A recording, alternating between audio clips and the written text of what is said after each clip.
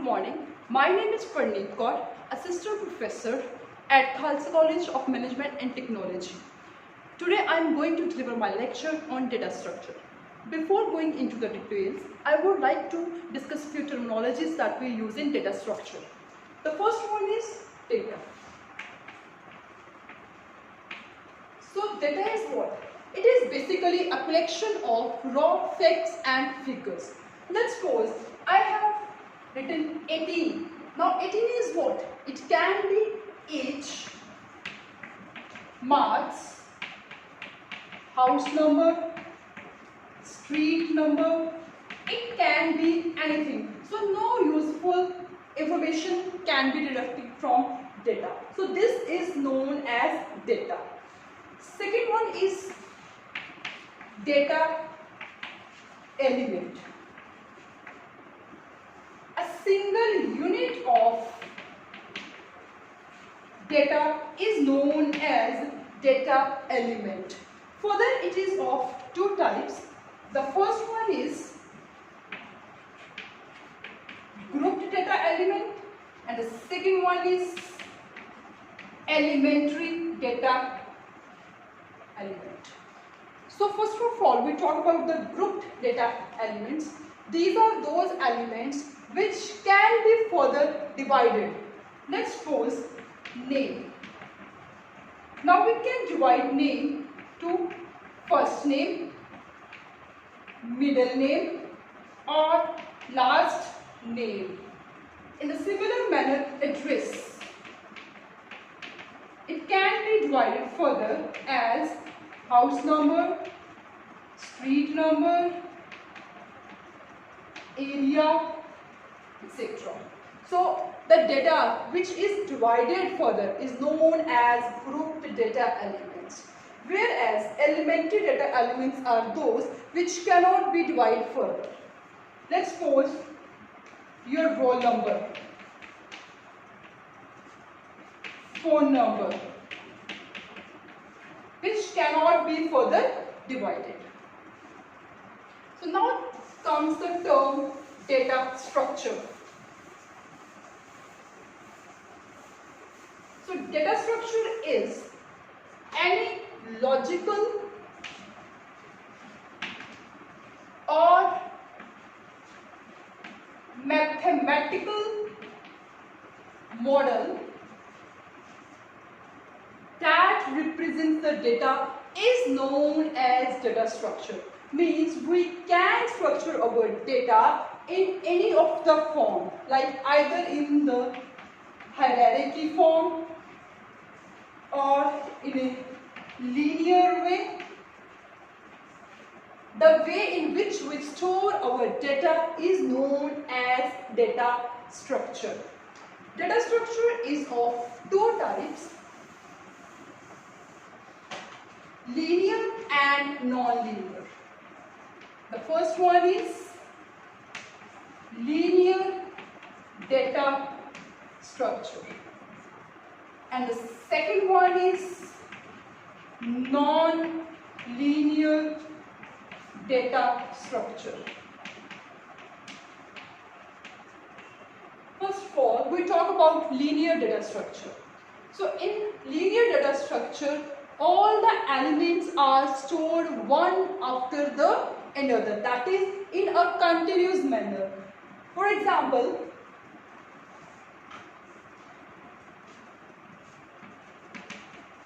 Alice stacks Q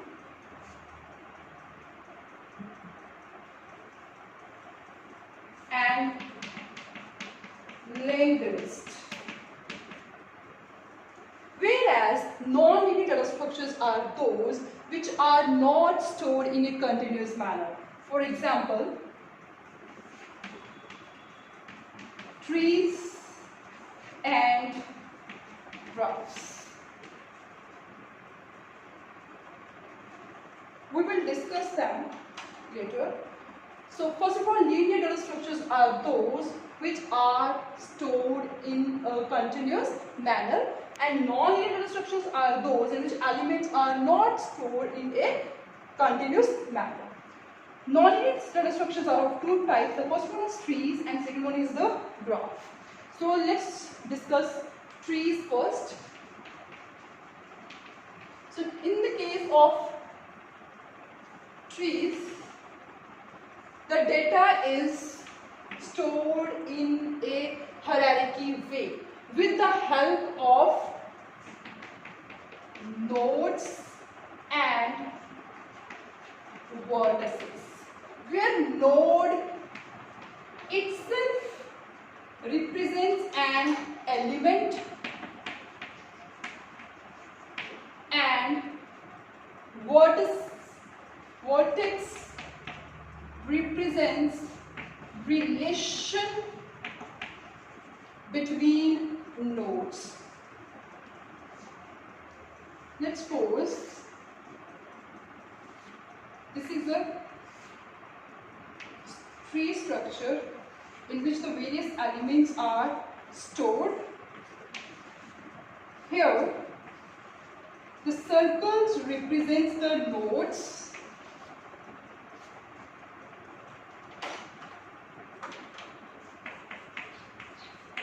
and these lines represents the vertices.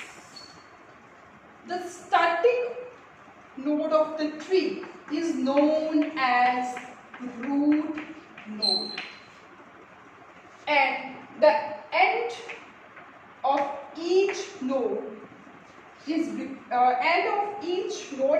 in the tree is the leaf or leaf node.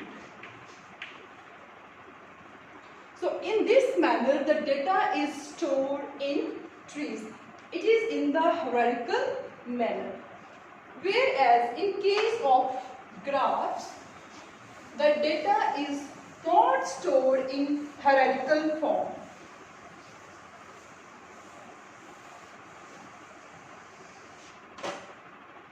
Again, the data is stored with the help of node and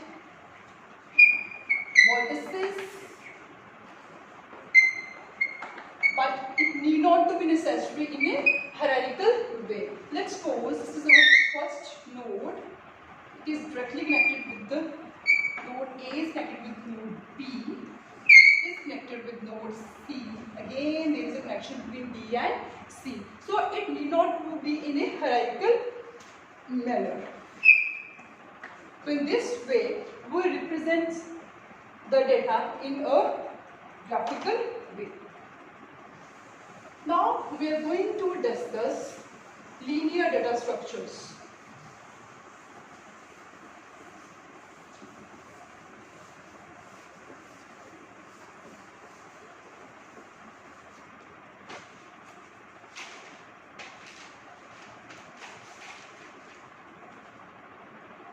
Before that, I would like to throw some light on the various operations that we can perform on data structure. The first one is traversing. That is reading of an element at least once. Second one is the insertion. That is to insert an element either in the beginning or at the end or somewhere after a given node. Third operation is deletion, that is to delete an element. Fourth is sorting, that is place the elements either in ascending order or in descending order. The fifth one is merging, that is combining of two lists. And the sixth one is searching, that is searching an element in a given list. So if I talk about traversing, let's suppose we have elements like 1, 2, 3, 5, 7. So traversing means reading an element at once in a list. So the result will be like somehow. Now, in case of insertion, let's suppose we have a list of elements like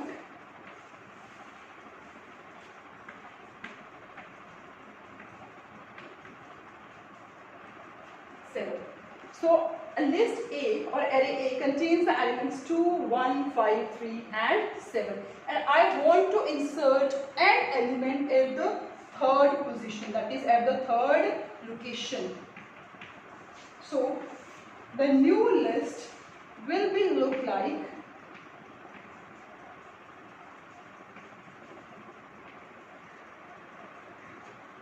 so at the third location, let's step element be this. So the new element, that is item, that is 10, is inserted at the location 3.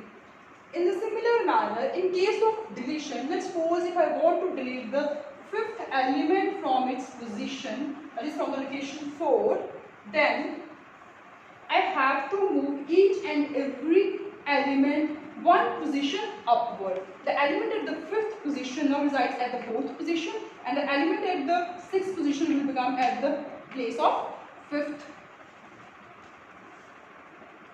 Now if I talk about sorting, sorting means arranging of the elements either in the ascending order or in the descending order.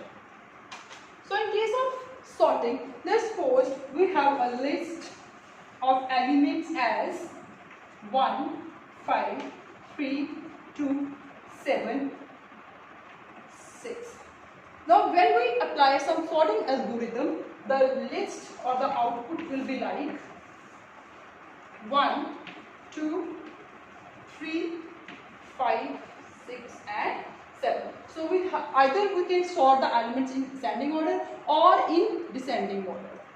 The merge operation will combine the two lists. Let's suppose we have a list A with elements 1, 5, 3, 2, 7 and 6. And in list B, we have the elements like 10, 4 and 8. Now, when we apply merging on these lists, the output will be like 1, 2, 3, 4, 5, 6, 7, 8 and 10. So in this way we can combine two lists into a single one. Now last operation is the searching operation, means we want to look for an element at the desired location. Let's suppose we have a list with these elements and I want to search for an element at the location 4. So here in this case, the location of the element is 4 and the item present at the location is itself 4. So in this way we can find an element in our list. For searching, we can apply two techniques. Now one is the linear search and second one is the binary search. If I talk about linear search means we have to search for an element in a list by comparing it one by one with each element present in our list. Let's suppose I want to search for an element 4 which is present at the fourth location. For that, first of all, I compare this item with the first element which is present at the location 1. If it is not equal, then I will compare it with the second element in the similar manner with the third, and search will keep on going until we reach our element. Once we found our element, in that case the search is successful. Let's suppose now I want to search for an element 9. Now again there is a comparison between each and every element present in our list. So When we reach at the last place, last element of our list, 9 is not present there. In that case, the location will become null or 0. It means our search is unsuccessful. The advantage of linear list is that the list need not to be in sorting order. If I talk about binary search, for binary search, the list need to be in a sorting order. The execution time with the help of a binary search becomes faster because it divides the list into two parts and then it compares the element. Either it is, in this we have to calculate the mid of our list. After that we compare our item with that mid. If it is greater than mid, that means our item is on the right hand side of the list, and if it is smaller, item is smaller than the mid, in that case item is present at the left hand side of the mid. So in this way we can half our search. So these are few operations that we can perform on our data structure.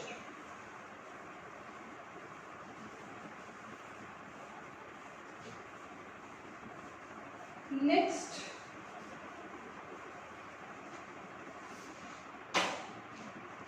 comes the topic of time space trade-off.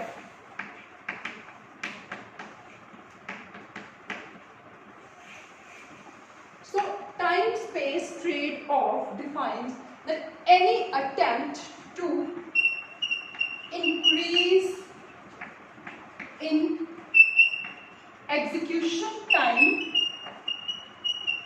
by decreasing memory space or vice versa. So let's take simple example to understand this concept.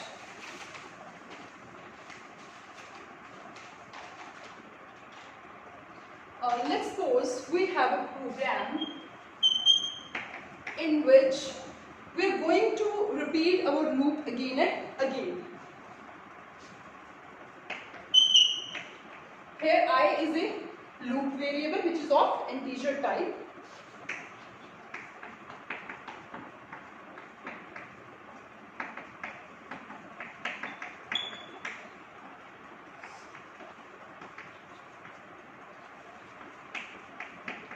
Here we read the value of I for the first time.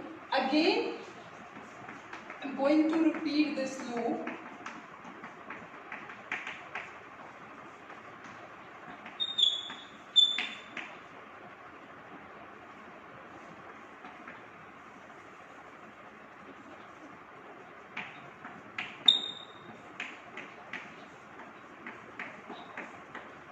Here I use %t because our loop variable I is of integer type. If it is of float type, then we use the format specified as %f. Again, for the third time, I call the loop and print the value of I. So the output of this program will be like 1, 2, 3 for the first time, 1, 2, 3 for the second time, and 1, 2, 3 for the third time. It means same code is repeated again and again. It only increases our memory space. Now let's suppose I am going to reduce the memory space, and as I reduce the memory space, automatically the execution time will be increased. Let me explain this concept with the help of an example. Let's suppose we have function name print underscore line, and I'm going to write the repeated code in this function, that is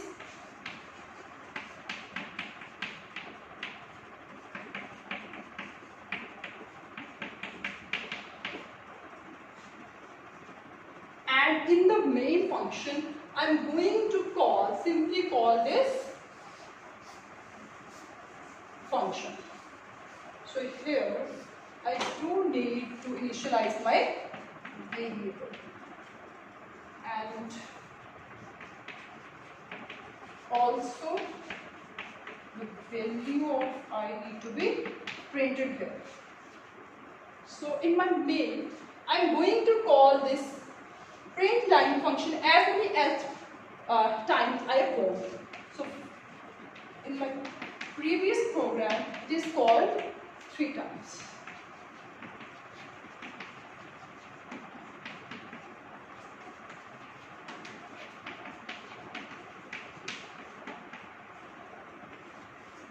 So here I reduce or complete the size of our program.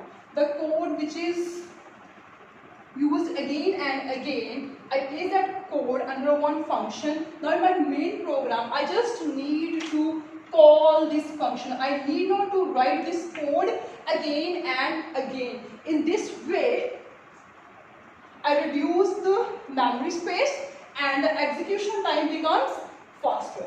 Now I am going to take an example in which memory space increases as we are going to decrease the execution time. Let's suppose we have a list of names stored in a memory. Let's suppose I have array A, and the various names in this are like X, Y, Z, M, N, O, P, Q, R, and or I can say, let's suppose this is roll number, and here I place the name. Let's suppose the name is A, C, D, and so on. And roll number is 1, 2, 3. If I search with the help of roll number, it is easy because the roll numbers are placed in ascending order.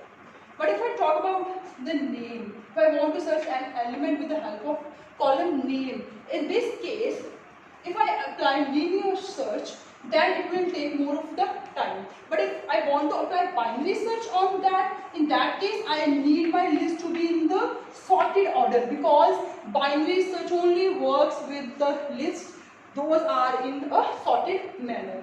So in that case I have to make 2 lists in my memory. First for the roll number and second list is for the name. 2 separate lists. Now I apply some sorted mechanism on my list name so that my list will be in sorted order. And now I can apply the binary search on it and search by desired element. So in this way, the space required is increased because now we have to maintain 2 lists separately, but the execution time becomes faster. That is, execution time reduces and the memory space requirements increase. So the algorithm's complexity depends on the time and memory requirement. So algorithm complexity depend on the execution time and memory space required or requirement. first of all, I would like to tell you about what is an algorithm. So basically, algorithm is a step-by-step procedure written in some simple language which can be helpful to present an idea how our program can be look like. So basically, algorithm is a step-by-step procedure. So this algorithm can be written in any of the simple English-like language, and it is useful to solve some particular problem. So let's suppose I want to add two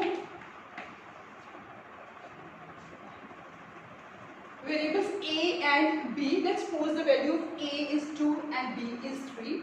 After applying addition operation on this, I want to store this value in C and print this C. For that, I have to write down few steps. The first is start an algorithm. The second one is read the value of A and B.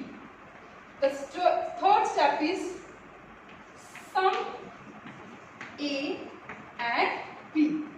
At the fourth step, I simply store the value of A and B after summation in C, and at the fifth step, I want to print C, and after that, my algorithm stops. Now, I have written this algorithm for adding two numbers, storing the result in the third variable and print it. It is in a simple English language. With the help of this algorithm, I can write down a program by using any of the programming languages. Now the algorithm's complexity depends upon the execution time and the memory requirement to store these variables. The best algorithm is that which have faster execution time and requires lesser memory space.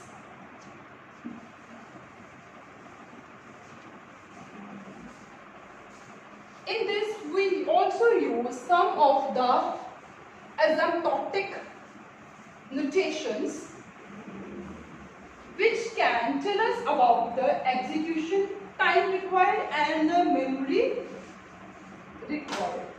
There are three types of asymptotic notations.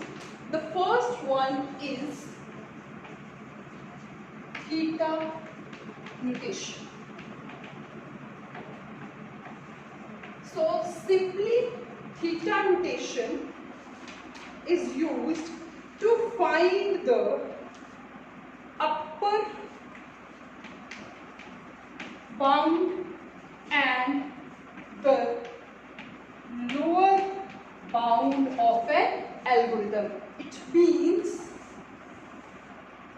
it is somewhere find the upper bound and the lower bound of an algorithm.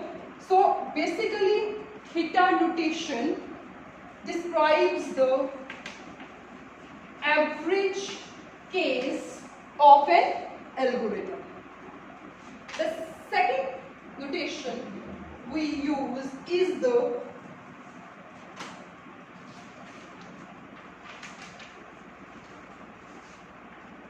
big O notation. So big O notation finds the upper bound of a program. Now let's suppose if f of n is the function which describes my algorithm, then big O notation finds the upper bound, that is the maximum time required to execute an algorithm. So this basically describes the worst case of an algorithm. The third notation we use is big omega notation. So big omega notation finds the lower bound of algorithm, that is the minimum time required to execute an algorithm. So this finds the best case, that is the maximum time or minimum time required to execute an algorithm. Next comes the first type of linear data structure, that is arrays.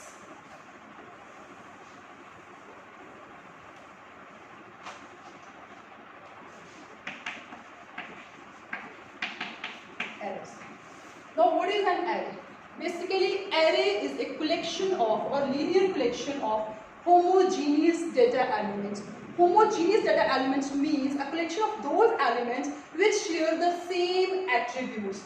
Let's suppose I have an array named A with size 5. So I declare it as int A5.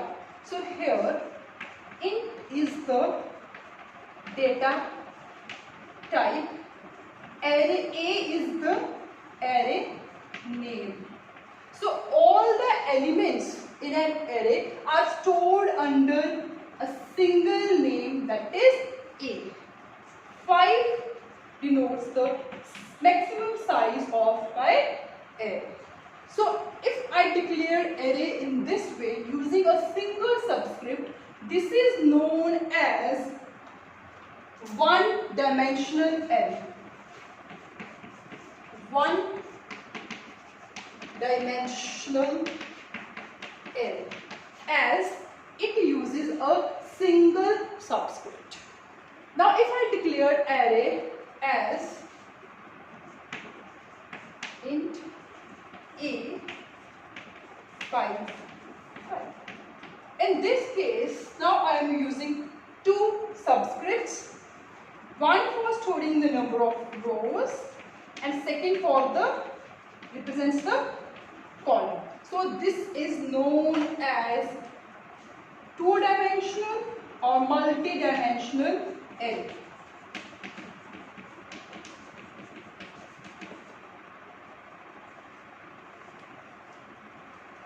So these are the two types of the arrays. Now if we want to find the length of an array, that is how many elements are in my array, in that case the formula to find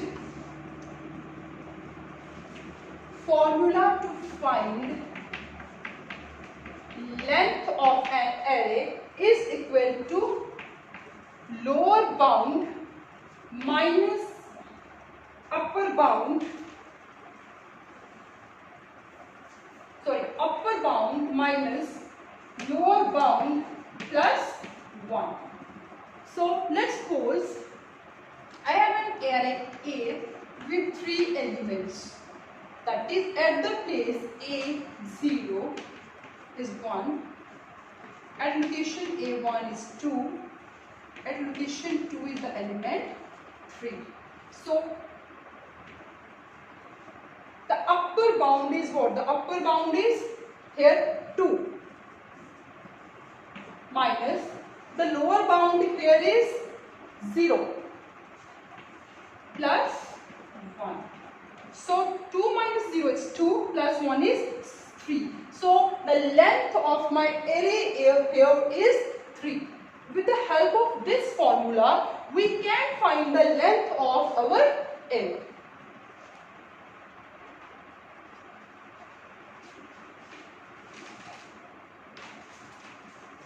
Now, the one-dimensional arrays can be represented in memory in the following manner, like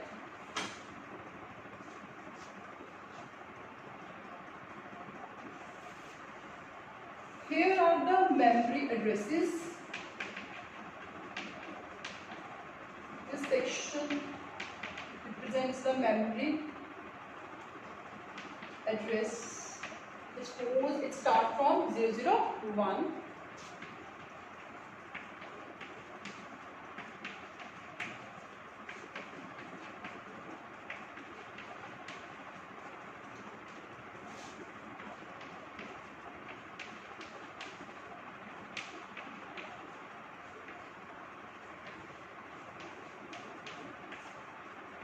And the various elements, if my array is of integer type, then it will take 2 bytes. So let's suppose A0 is stored starting from 1 and to the next byte, that is 2.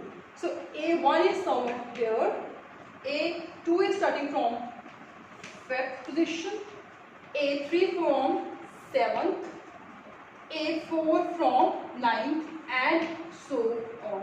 In this way, arrays are represented in memory.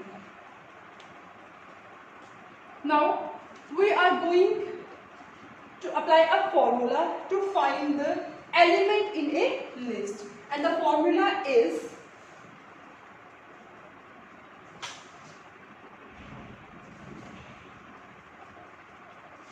location of A of K.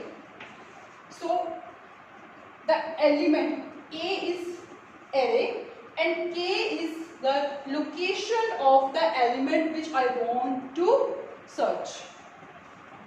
So this is equal to base A, that is the starting of my array, plus W. W represents the width. As I have already told you, if my array is of integer type, then it will take 2 bytes. If it is of float type, then it will take 4 bytes. And for character, it is of 1 byte. So in my case, if array is of integer type, then the width is 2. So W represents the width, K is the location, minus lower bound, that is this. So now let's suppose I am going to find the location of third element, that is base A, that is 1001. This is the base address, that is the address of the first element in an array, plus W represents the width. In my case, array is of integer type, so it will take 2 bytes. K is the location. If I now here the value of K is 3, because I am going to search for the location of the third element. So the K is 3 minus lower bound. So here the value of the lower bound is 0. So it will become 1001 plus 2 into 3. 1001 plus 6 is equal to 1007. So my third element is stored at the location 1007. As first element at the 0 place took 2 bytes, next 3 and 3rd and 4th, next at the location 4 and 6. Now my fourth element, which is at the location 3, starting from address is 1007. So my element at the position A3 is placed at the address 1007, and this is the formula to locate the location of an element. Next, the various operations that we can perform on our array are traversing, insertion, deletion, searching,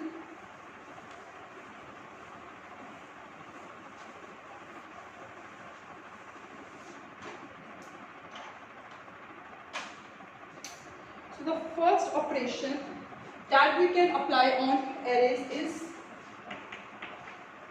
traversing. That is traverse.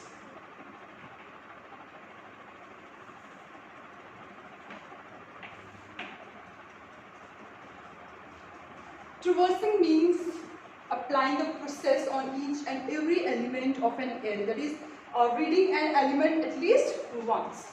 So for that we have to apply process on each item. So the algorithm for this is, let's suppose we have our function traverse having the elements A is the array, LB is the lower bound and UB is the upper bound. That is array A with having least bound and reaches up to the, let's suppose, upper bound, that is 5. So I have to process each and every element at the first, second, third and fourth place as well. For that the first step is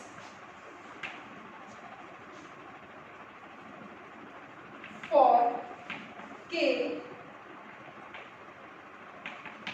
to LB to UB.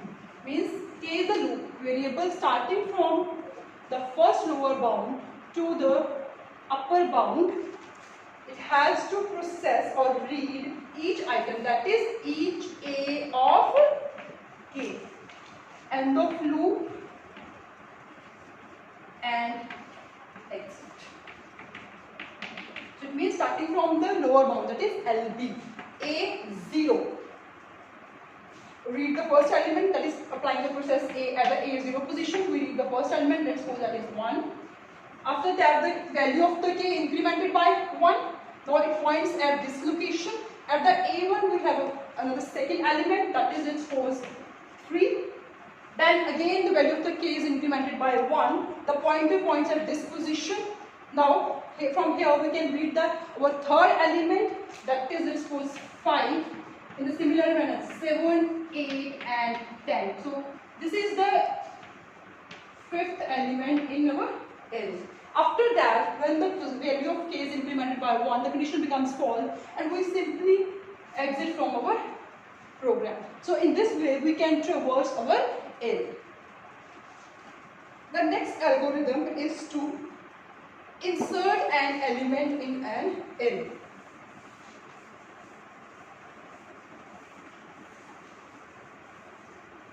Insert an element in an array. For that we have a function insert having a array, n is the total number of elements. Item contains the value of an element which we want to insert, and LOC provides the location at which place we want to insert our element. So the algorithm to insert an element, first we need to set the position of a value of our loop variable j by initializing it equal to n. So let's suppose we have 3 elements in our array. So the value of n is what? 3. In the similar manner, now the value of j is what? It is 3. At the second step, we need to repeat steps 3 and 4 while j greater than equal to k. So k is the position at which we want to insert our new element. Let's suppose I want to insert element at the third position.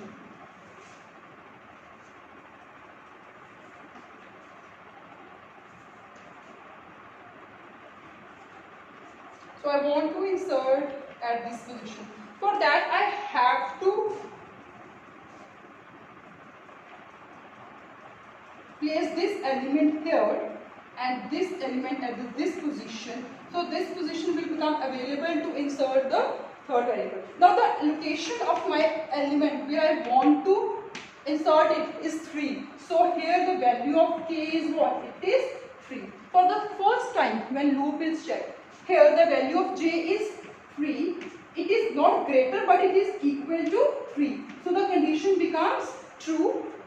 So at the next step, whatever we have at the location j plus 1,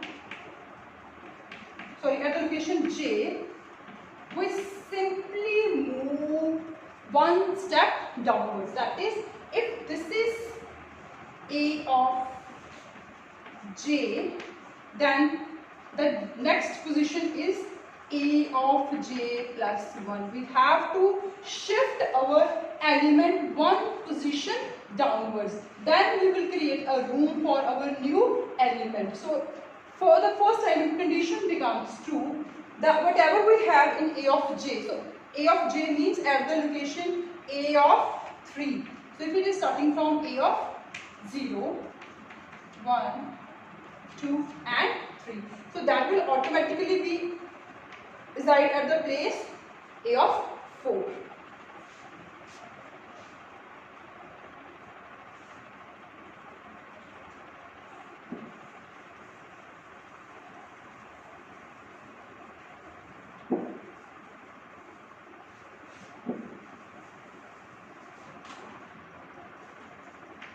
So I have 3 elements in an array.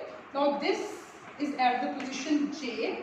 So now this will shifted one position downwards and comes here. Now this position becomes empty. Now here I can insert my element. So in the fourth step, I simply set item is equal to a of k. That is, let's suppose I have 4 in my item. So here at the third location a of 3, I have my item. So in this way, I can insert an element in an array. Now for the division. For insertion, we have to shift our elements one step downwards. But in case of deletion, simply I deleted this element. So in this case now I have to shift my element one position upwards. That is, the element at the aj plus location will be moved one position upward at the place a of j. So for deletion,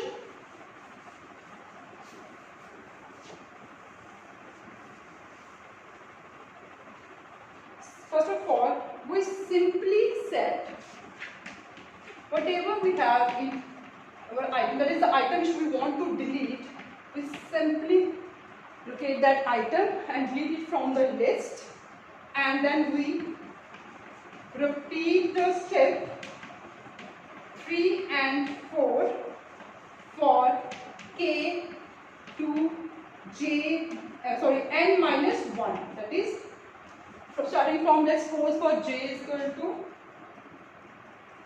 k to n minus 1. In this step, we have to set whatever we have in j of a of j plus 1, we simply place it one position upward at the place a of j. In this manner, we will shift or move upward our elements one by one position. And now initially we have 4 elements, that is, the size of n is 4. But after the deletion, the size of the n need to be reduced because we have currently 3 elements. For that, we have to set n is equal to n minus 1. So in this way, we can delete the elements from our array.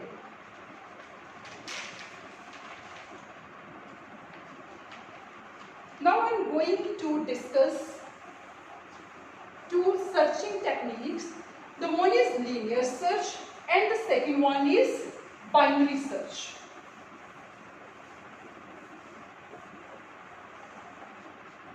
So in case of linear search, let's suppose we have elements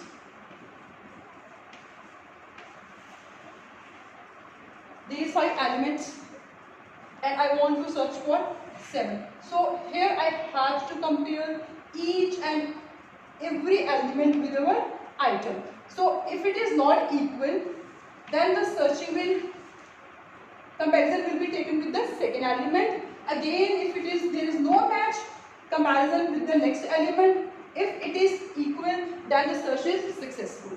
And let's suppose if the element for which we are searching is not present in the list. In that case, the location will be 0 and the search is unsuccessful. I have already explained this concept. Now, we took the example of a binary search. How binary search works. So first of all, we took the numerical example.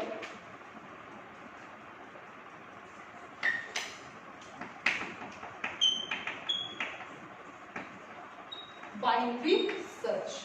Let's suppose we have following elements in our list. That is 11. The most important thing to remember in case of binary search that our list needs to be always in sorted order, either in the ascending order or in the descending order. So let's suppose we have the following elements in our list, that is 11, 22, 30, 33, 40, 44, 55, 60, 66, 77, 80, 88 and 89.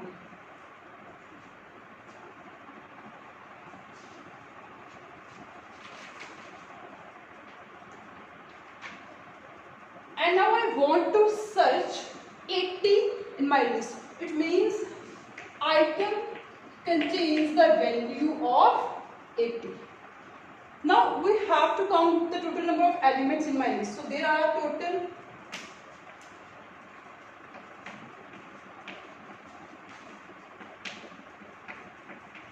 13 elements in my list.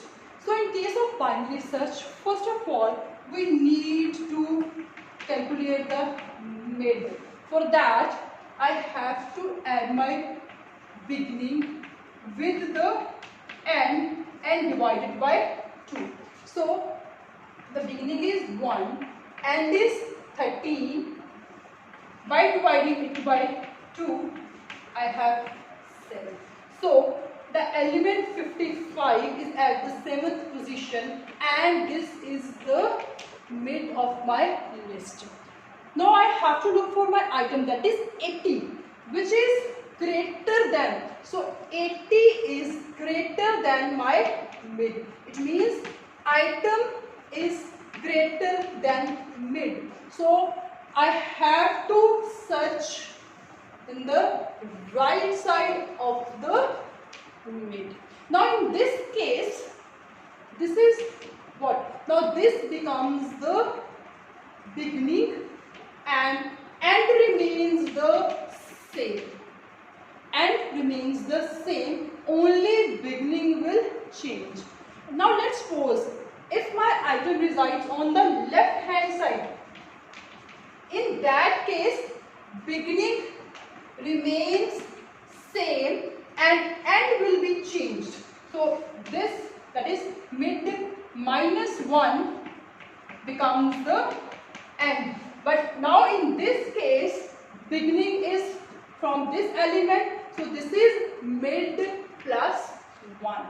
So if my item is greater than mid, then beginning is equal to mid plus 1 and end remains the same. If item is smaller than or equal to mid, then beginning is same, whereas end becomes mid minus 1. So now I found the mid at the 7th location, that is 55.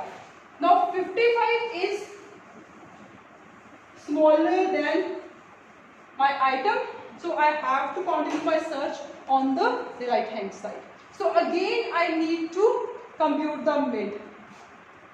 So now mid is equal to beginning. So beginning is what?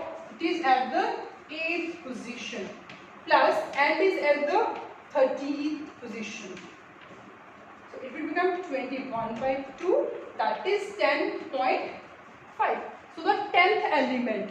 So the 10th element is 877, somewhat here. Again I have to compare my mid with my item. If it is not equal, then I have to again search for my element. Now 77 is less than 80, so I have to continue my search in this area.